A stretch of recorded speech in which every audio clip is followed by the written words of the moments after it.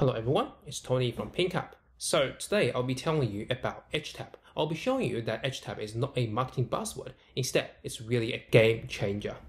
Cool. So suppose you are now running a library and there are a large number of books in different languages, written in different languages in this library.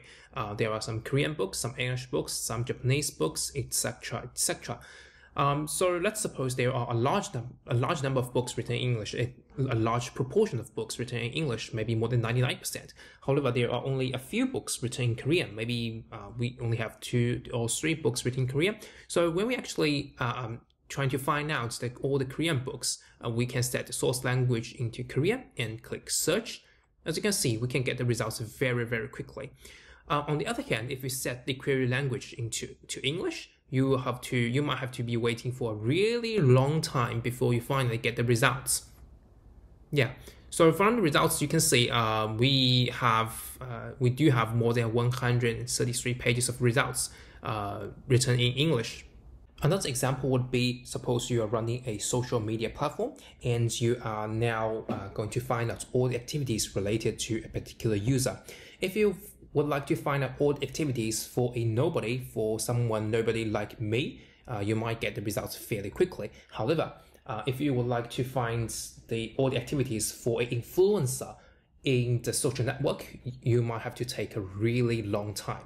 In both cases, we can see that for the same query, if you set the different filter condition, the user performance, the website performance differs a lot.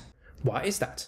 This is because that relational database systems are really good at leveraging index to give the results we are looking for. However, if the selectivity of your index is not that good, for example, in our previous example, there are 99% of books written in English, the relational database system will stop using index. Instead, what it will do, it will do a full table scan. However, after a full table scan, we might find what we need is only one column. By using this column, we may calculate the sum, calculate the average, or maybe sometimes even only count how many lines are there. So in this kind of situations, column storage might be a storage format suits this kind of situations much better. This is because by using the column storage, we only need to scan this column only. This can help us save huge amount of I/O. So some companies may maintain 2 database systems. One is role-based database system, which is good at using index to do the query. And the other is a column storage system, which is more suitable for the scan. So these 2 database systems, they usually use ETL to keep up with each other.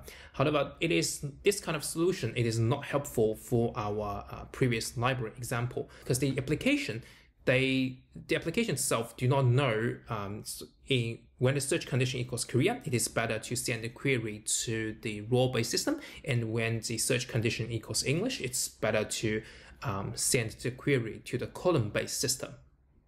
Okay, let's now take a look at the OSSI website. So OSSI website stands for Open Source Software Insight. So it's an open source project to analyze the open source software. It provides insights for more than 4 billion GitHub events.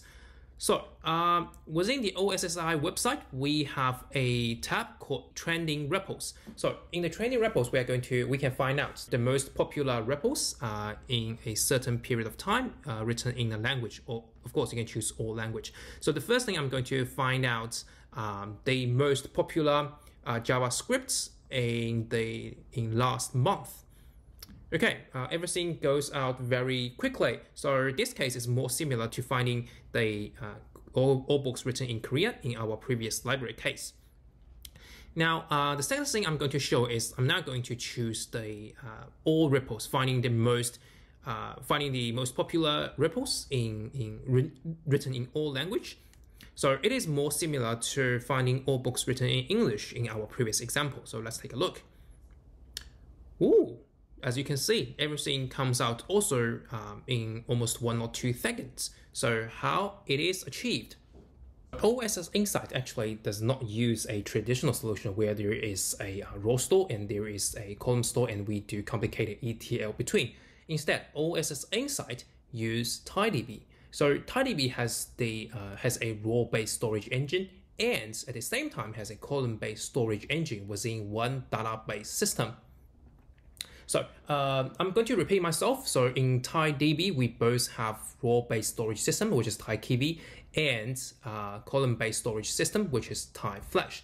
And we have only one SQL engine, which is TiDB server, and we have smart selection algorithm within TiDB server, which is going to decide whether it's better to send your query to TiKV or TiFlash.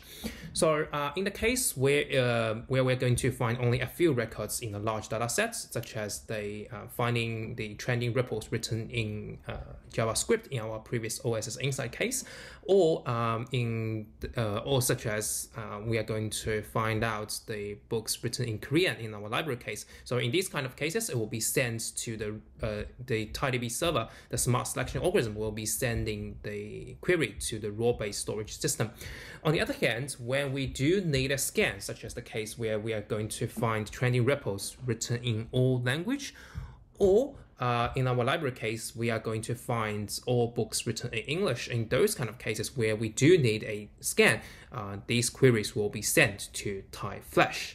I would also like to emphasize that we do use Raft protocol to keep strong consistency between various copies of the data, so you won't get stale reads on TiFlash.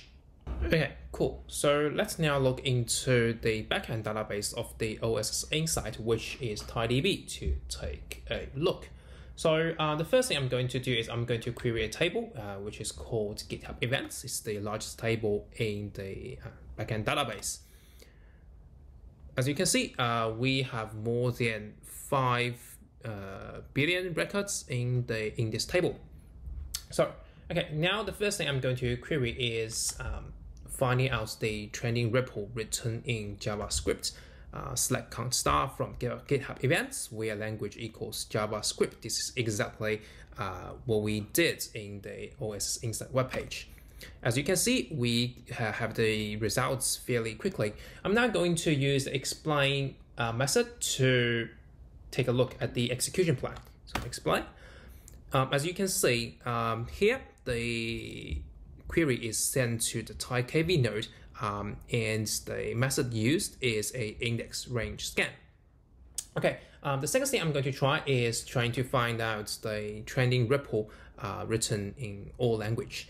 So this time it's select count star from GitHub Events, and there's no weird conditions. Okay, as you can see, we also have the results fairly quickly. What I'm going to do now is I'm going to also use the explain method here to take a look at the execution plan. Okay, cool. Here we go, and we can see now the storage engine queried is TiFlash. Getting back to our open example, so if this library uses a HTAP database as its backend, such as TiDB, it won't suffer from the phenomenon where the user given different input search conditions, the performance of the database differs largely. On the other hand, OSSInsight exploits the HTAP feature of TiDB, where we have both column store and raw store at the same time, and to make the developer's life a lot more easier.